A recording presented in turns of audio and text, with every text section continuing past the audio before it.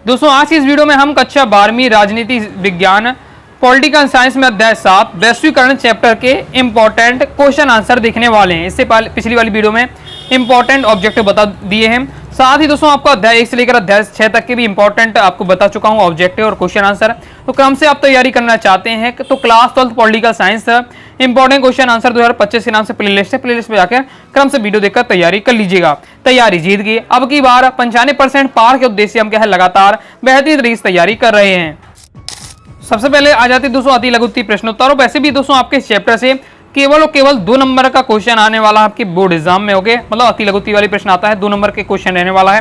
तो आपको इस चैप्टर से केवल शॉर्ट वाले तैयार करने हैं, वही मैं आपको तैयारी कराने वाला हूं। देख लेते हैं। पहला क्वेश्चन है वैश्वीकरण का अर्थ लिखिए, या क्वेश्चन आ सकता है वैश्वीकरण किसे कहते हैं, इस प्रकार से आ सकता है।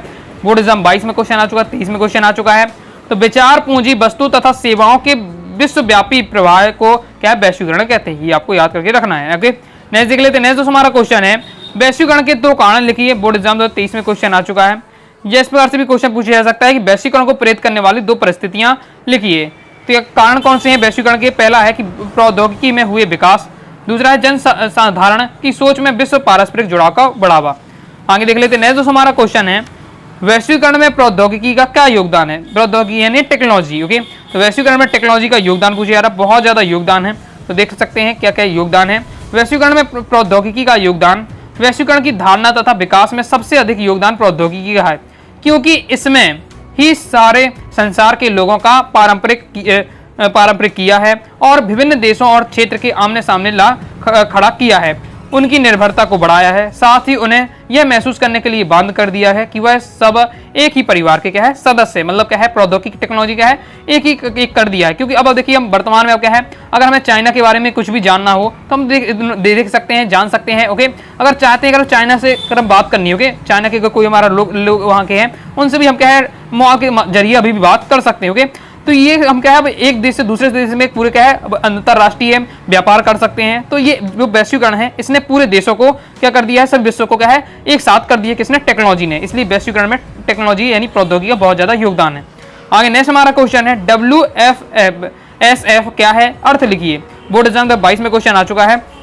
तो यह एक विश्वव्यापी मंच है, वर्ल्ड सोशल फोरम है, जिसमें मानवाधिकार कार्यकर्ता, पर्यावरणवादी, मजदूर, युवा तथा महिला कार्यकर्ता एकजुट के साथ नव उदारवादी, यहाँ वादी हो जाओगे, वादी वैश्वीकरण का विरोध करते हैं। ओके, मतलब ये क्या है वैश्वीकरण का विरोध करने वाली ये सभी आपकी संस्थाएं हैं। ओके, आगे देख लेते हैं। नेक्स्ट दोस्तों हमारा क्वेश्चन है मैकडोनाल्डीकरण क्या है समझते हैं। तो देख लेते हैं। मैकडोनाल्डीकरण का देख लेते हैं। इसका अर्थ है कम वेतन वाला कार्य, जिसमें कम योग्यता की आवश्यकता होती है और उन्नति के लिए कम मौके प्रदान किए जाते हैं, वो उस कार्य को क्या है मैकडोनाल्डीकरण कहते हैं। ओके, नेक्स्ट हमारा क्वेश्चन है वर्तमान में वैश्वीकरण के समक्ष कौन सी चुनौतियां हैं?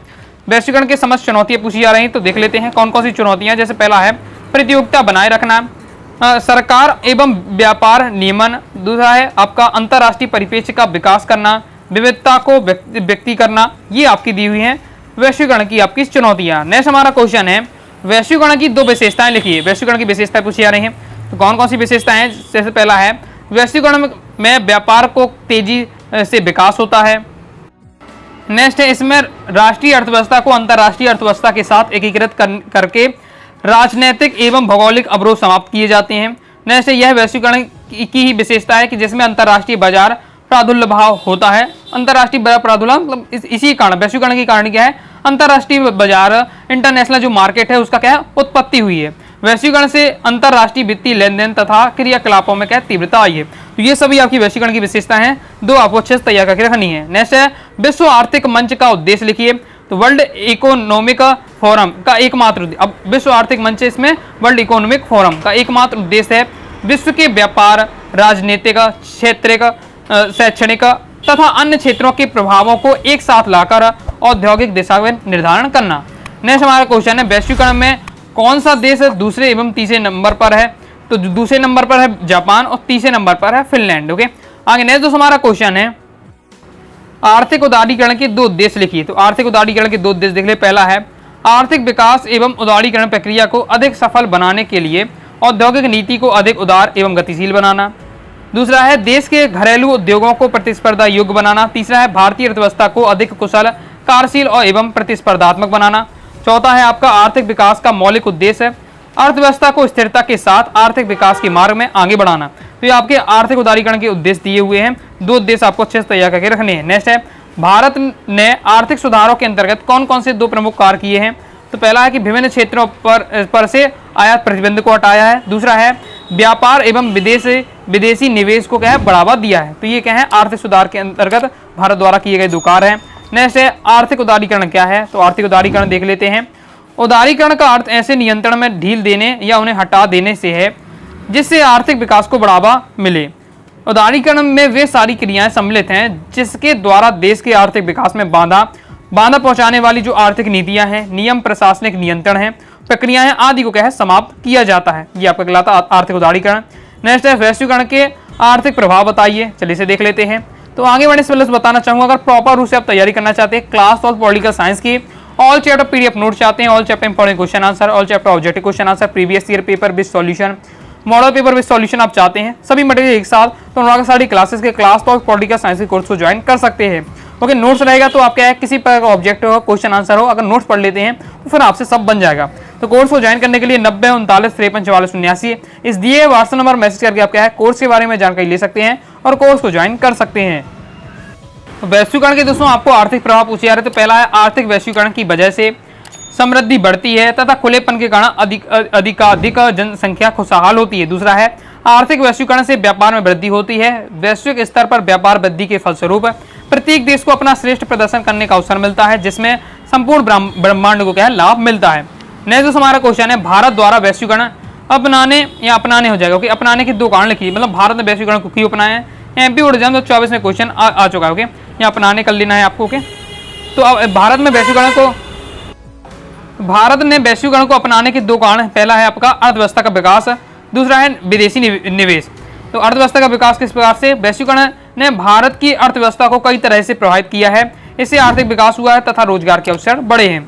विदेशी निवेश, वैश्वीकरण की शुरुआत से विदेशी निवेश में वृद्धि हुई है। भारत सरकार की अनुकूल नीतियों ने भी कंपनियों को यहाँ अपनी इकाइयाँ स्थापित करने में क्या है मदद की है। तो ये आपके हुए हैं वैश्वीकरण के 2 कारण। ओके, आगे देख लेते हैं अपनाने के 2 कारण हैं। आगे नेक्स्ट दोस्तों हमारा क्वेश्चन है वैश्वीकरण के प्रतिरोध के कोई 2 कारण। एमपी बोर्ड एग्जाम 24 में क्वेश्चन आ चुका है, तो देख लेते हैं प्रतिरोध के कारण कौन कौन से हैं। पहला है कि वैश्वीकरण के कारण देशों में राजनीतिक और संरचनात्मक मतभेद के कारण कई देशों को नुकसान हुआ है। दूसरा है वैश्वीकरण ने कई घरों की वित्तीय स्थिति को खराब कर दिया है।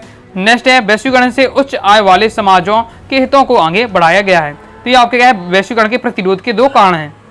ओके, वैश्वीकरण ने कई घरों की वित्तीय स्थिति को खराब कर दिया है। इससे क्या मतलब है कि जैसे अब अमेजॉन और फ्लिपकार्ट से आप क्या है सामान ले सकते हैं, तो ये किसी वैश्वीकरण के कारण हो पा रहा है। ओके, लेकिन क्या हुआ, जो हमारे आस पड़ोस के जो दुकानदार होते हैं उनको अब इससे क्या हानि हो जाती है। तो इस प्रकार से क्या है जो छोटे छोटे दुकानदार हैं उनको इससे हानि हुई है। तो इसी यहाँ इसलिए बताया जा रहा है कि इसका प्रतिरोध में क्या आता है कि वैश्वीकरण ने कई घरों की वित्तीय स्थिति को भी क्या है खराब कर दिया है।